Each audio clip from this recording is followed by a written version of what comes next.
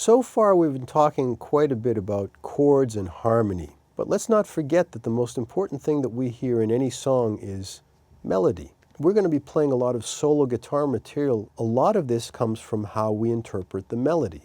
And that word, the interpretation, is very important. How do we interpret a melody? If we take, for example,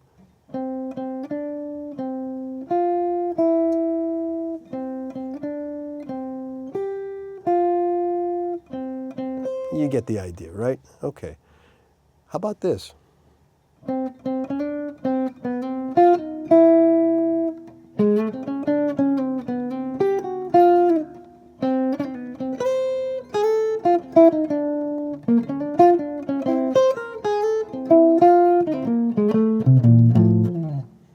Same song? Yeah, more or less, but certainly a lot more interesting to listen to. Now, appropriate? Well, it depends. Whose birthday are you doing, and do they understand anything about contemporary creative improvisational music? The idea is to take an existing melody, particularly a melody that might have been played the same way 15 million times, and saying, how am I going to interpret that melody in a way that's unique to me? How am I going to make this so personal that when somebody hears it, they say, oh yeah, that's John's version of whatever the song might be. So let's take a very standard song, Autumn Leaves, and listen to the original melody, the first 8 bars, the way it was originally written. And I'm going to play it in the upper octave here because I think you'll hear it better melodically up here.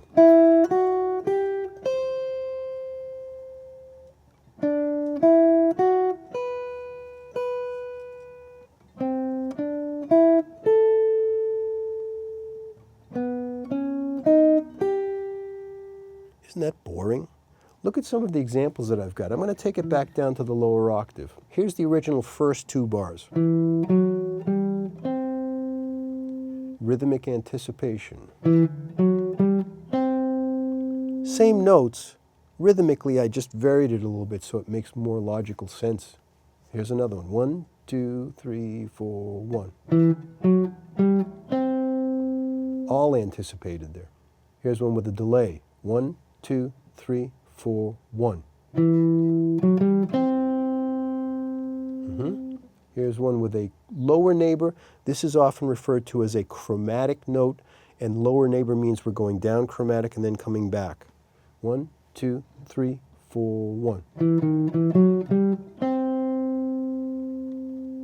An upper neighbor. 2, 3, 4, 1. Not chromatic this time. Could be though. Suppose I turn it chromatic. Could work. Next one with a couple of chromatic approaches in it. 1, 2, 3, 4, 1. And the next one, also with some chromatics. In fact, there's a double chromatic approach in here. 1, 2, 3, 4, 1. Are you still hearing Autumn Leaves? You should. It's more hidden now, but it should still be there. Next one, 3, 4, 1. That was a double chromatic approach coming down. Next one, 1, 2, 3, 4, 1.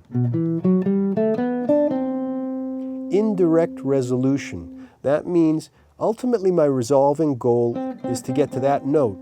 And I got to it from the B below it and the D above it. Listen to that again. 3, 4, 1.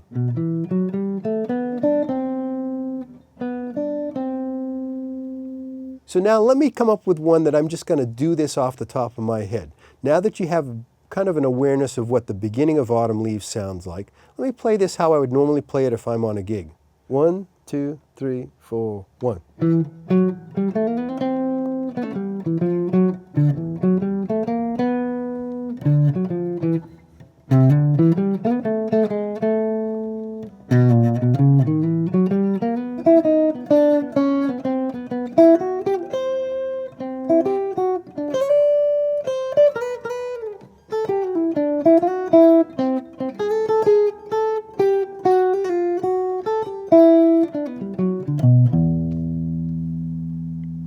That was the first 16 bars. Oftentimes you'll look at a lead sheet from any type of fake books filled with all of these standard tunes, and if you read the music exactly as written in the songbook, you're going to play the basic part of Autumn Leaves and other tunes.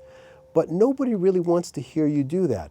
That's a learning tool, and when you're first learning the song, you should try to learn it as that, just so you know what the basic element of the song is. But as soon as you've got that, you need to interpret it differently and start being more creative with how you play that.